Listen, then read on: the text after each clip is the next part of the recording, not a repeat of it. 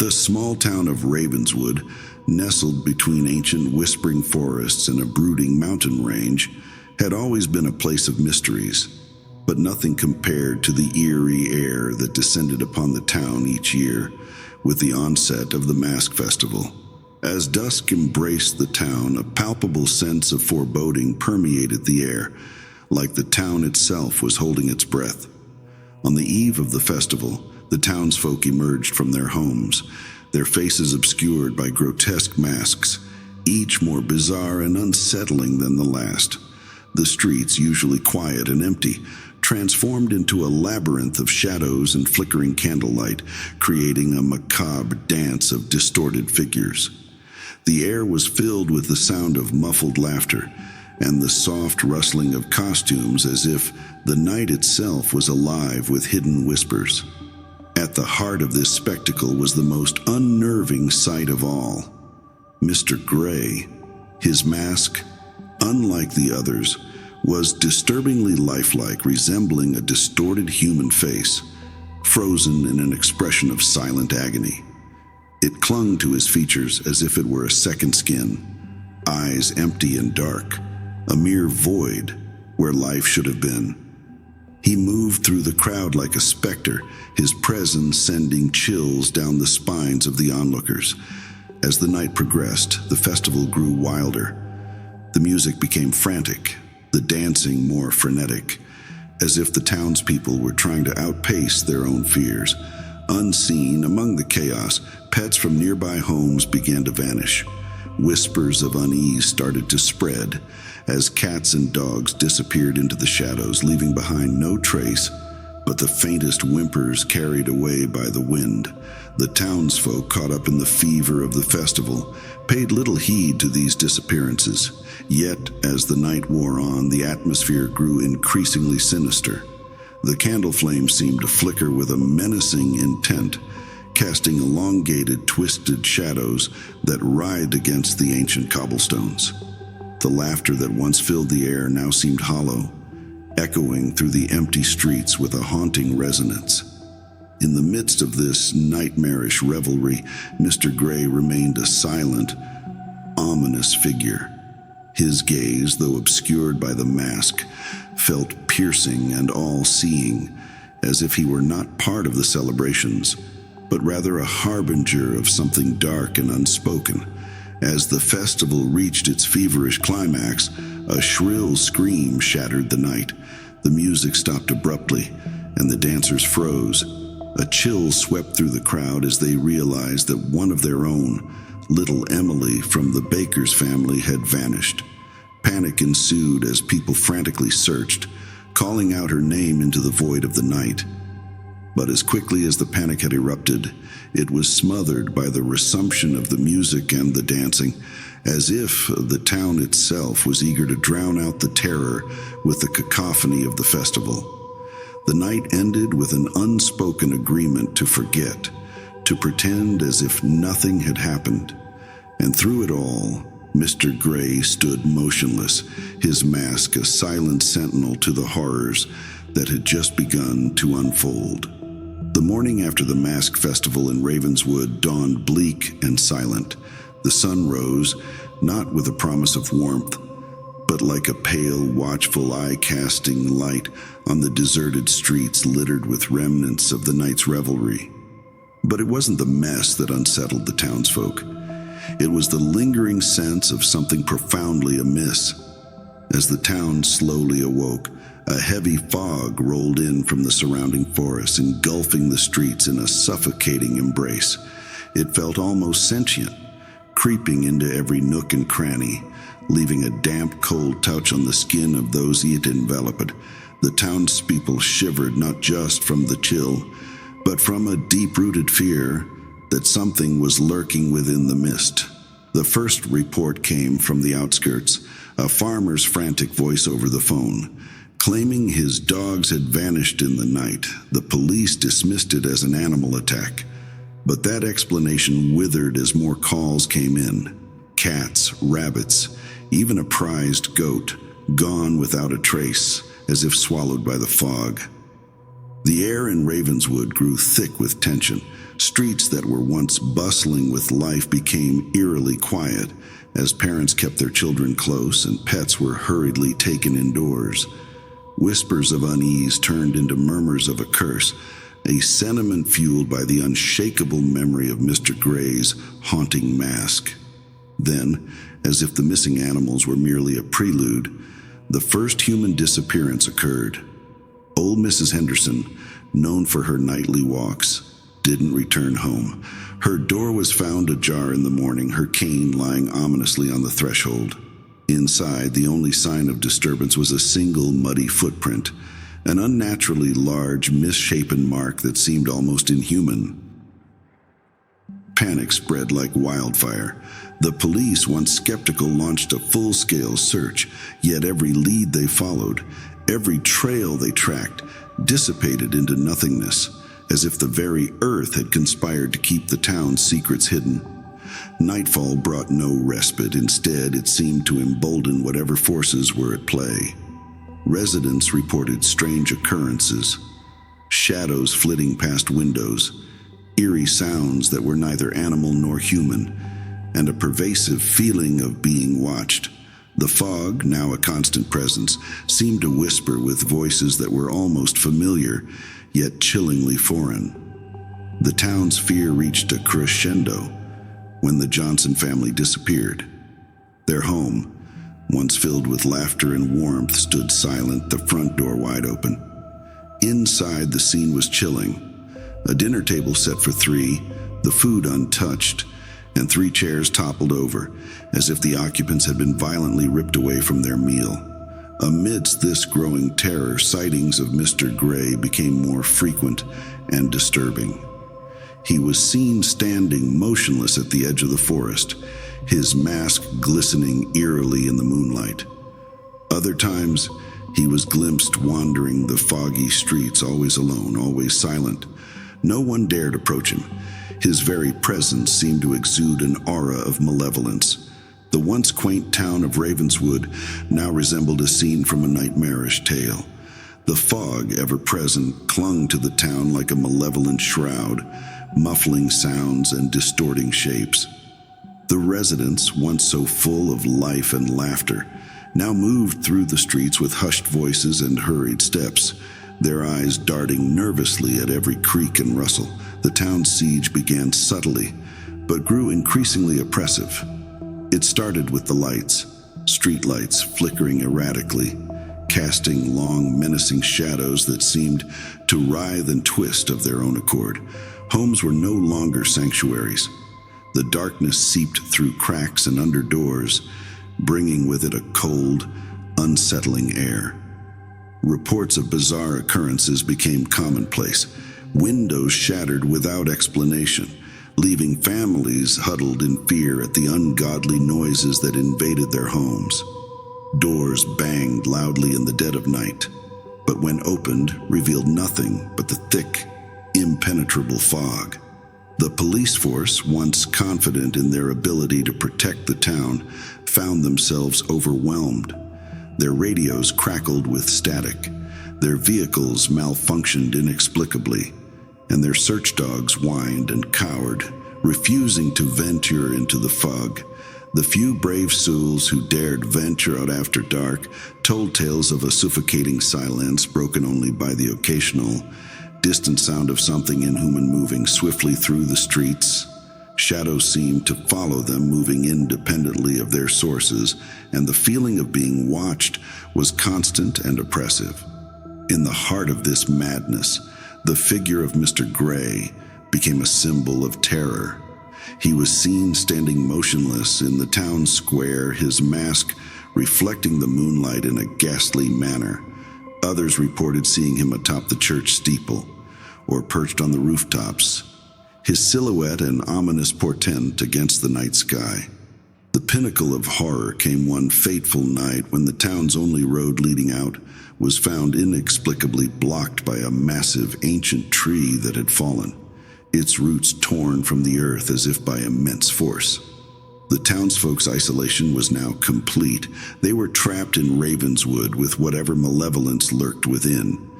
The local school, long abandoned since the fog descended, became the center of a horrific discovery.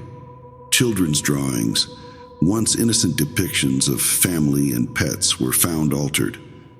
The figures in the drawings were distorted, their faces twisted in expressions of terror, and in each one, a dark, masked figure loomed in the background. The town of Ravenswood, now under siege from an unknown horror, found itself teetering on the edge of despair. With every passing day, the line between reality and nightmare blurred, leaving its residents caught in a waking terror from which there was no escape. And at the center of it all, the masked figure of Mr. Gray watched, silent and inscrutable, a sentinel to the unfolding nightmare. The darkness in Ravenswood deepened, both metaphorically and literally, as the sun seemed to shy away from the town, casting it in an eternal twilight. With this darkness, Mr. Gray's appearances became more frequent and his actions more unsettling. It was as if the fading light fed his enigmatic power, lending him abilities that defied all logic and understanding. It began with the whispers of his impossible feats. Residents reported seeing him atop buildings one moment and in the streets the next, as if he could traverse space in the blink of an eye. His movements were described as unnaturally fluid, a chilling grace that seemed to mock the laws of physics. One harrowing incident set the town further on edge. A group of teenagers, driven by a mix of fear and bravado, decided to track Mr. Gray. Armed with flashlights and makeshift weapons, they followed him into the fog. The next morning, the town awoke to their blood-curdling screams, echoing through the streets. The police found the teenagers huddled together in the town square, their eyes wide with unspeakable terror. They spoke in fragmented sentences, describing how Mr. Gray had led them on a nightmarish chase, his laughter echoing around them in a disorienting cacophony. The police, once skeptical, could no longer ignore the gravity of the situation. They organized a search party, intending to confront and capture Mr. Gray. As they closed in on him in an alley, he turned to face them, his mask seeming to contort into a sinister smile. What followed was a blur of motion. He moved through the officers with terrifying speed and agility, leaving them grasping at thin air. The search party disbanded in a frenzy of fear and confusion, their belief in rationality shattered. The incident at the town's bridge further cemented Mr. Gray's inhuman prowess. A patrol car had cornered him at the end of the bridge, the only way out seemingly through them. But as they approached, Mr. Gray simply stepped onto the railing and, with an inhuman leap, vanished into the fog below, only to appear moments later on the other side of the river, his figure fading into the mist. In the dead of night, the fog seems to carry Mr. Gray's whispers, a taunting reminder of his omnipresence. The streets of Ravenswood, now deserted and shrouded in mist, echo with the memories of his inhuman laughter, a sound that chills the soul and haunts the dreams of all who hear it. The unrelenting terror in Ravenswood had reached its zenith, pushing the townsfolk to the brink of desperation. A plan born out of sheer necessity and fear began to take shape among the residents. It was a last-ditch effort to reclaim their town from the grasp of the enigmatic and terrifying Mr. Gray. The plan was simple yet bold. They would form a human circle around the town, trapping Mr. Gray within, and then slowly close in on him. As dusk fell, a palpable tension gripped Ravenswood. Every able-bodied man and woman, armed with whatever they could find, torches, pitchforks, axes, began to form a ragged perimeter around the town. The fog seemed to sense their intent, swirling more aggressively, as if trying to thwart their efforts. At the stroke of midnight, the circle began to tighten. The townspeople moved cautiously, their eyes darting in the shadows, hearts pounding in their chests. The silence was suffocating, broken only by the gravel crunching under their feet and the distant hoot of an owl. The anticipation of confronting Mr. Gray was a heavy weight on their collective soul. As they converged towards the town center, a series of chilling events began to unfold. From the fog emerged ghastly apparitions, figures of the missing townsfolk, their eyes hollow and faces contorted in silent screams.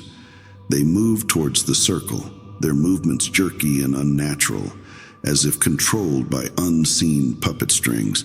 The townspeople recoiled in horror, but the apparitions vanished as quickly as they had appeared, leaving behind a lingering sense of dread. And then Mr. Gray emerged from the shadows.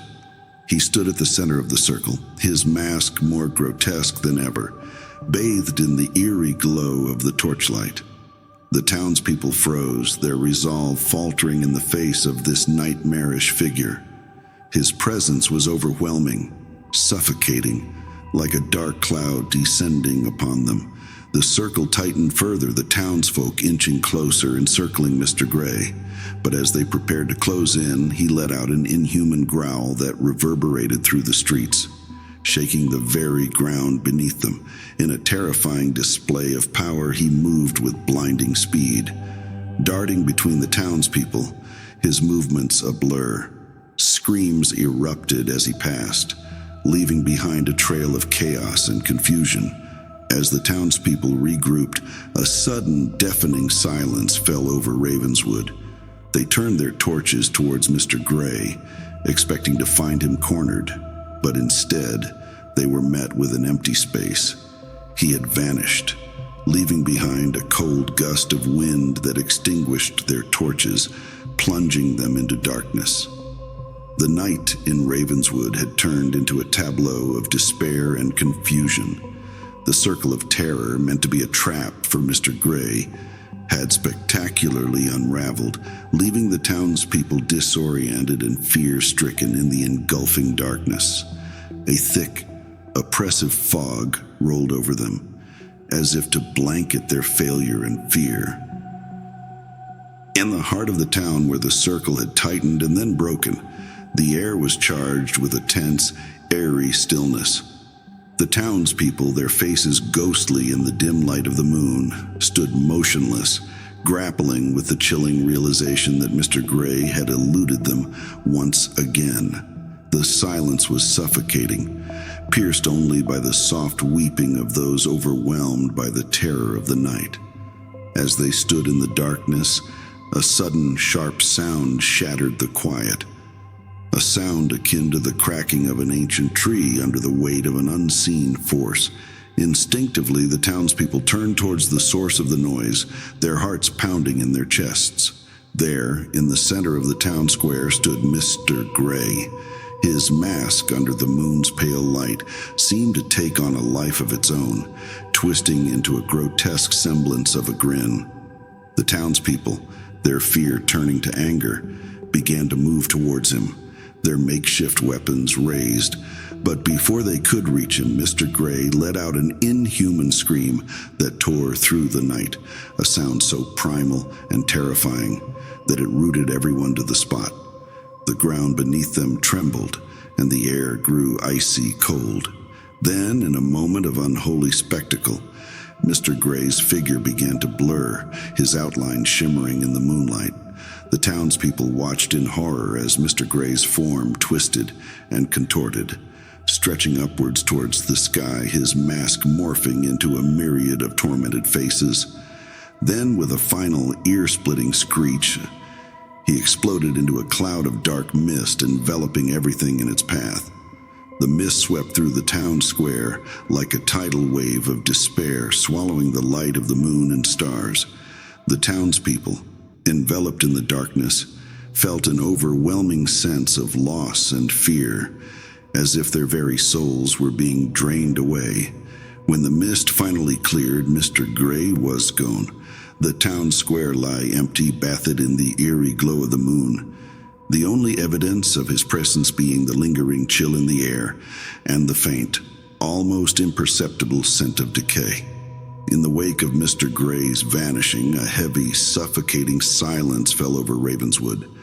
The town, once a vibrant community, now lay shrouded in an oppressive air of mystery and fear.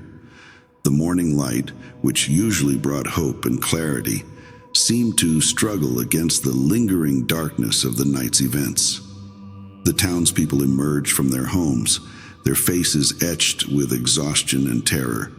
They moved through the streets like specters, their steps hesitant as if the ground beneath them might give way at any moment. The once familiar landscape of their town now seemed alien, tainted by the nightmare they had all shared. In the days that followed, Ravenswood found itself grappling with an uneasy calm. The fog, once a harbinger of Mr. Gray's terror, had lifted, revealing a town forever changed. People spoke in hushed tones, their conversations punctuated with glances over their shoulders, as if they half expected to see Mr. Gray's haunting figure emerge from the shadows. The mystery of Mr. Gray's identity and his sudden disappearance became the subject of numerous theories. Some believed he had been a transient spirit, bound to the town by some unfathomable pact, while others theorized he was a victim of a ghastly experiment gone wrong. But amidst all the conjecture, one unsettling fact remained. Not a single trace of him could be found, not even in the town records. The police, once rational and skeptical, now found themselves questioning everything they had believed. The case of Mr. Gray was left open, a file gathering dust on a shelf, its pages filled with more questions than answers. As Ravenswood struggled to return to some semblance of normalcy, strange occurrences continued to haunt its residents. Objects would move on their own, shadows would appear where none should be, and the chilling sensation of being watched persisted. It was as if Mr. Gray had left behind a fragment of his nightmare, a reminder that the terror they had experienced was not entirely of this world. In the dead of night, under the light of a full moon, the town's ancient clock tower, long silent, began to chime.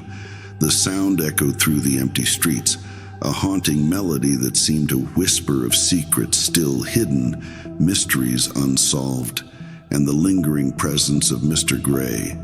Ravenswood, now a town shrouded in mystery and fear, stood as a testament to the unknown, a place where the line between reality and the supernatural had been irrevocably blurred. The story of Mr. Gray, though ended, would live on in the whispers of the wind and the shadows of the night, a chilling legend never to be forgotten.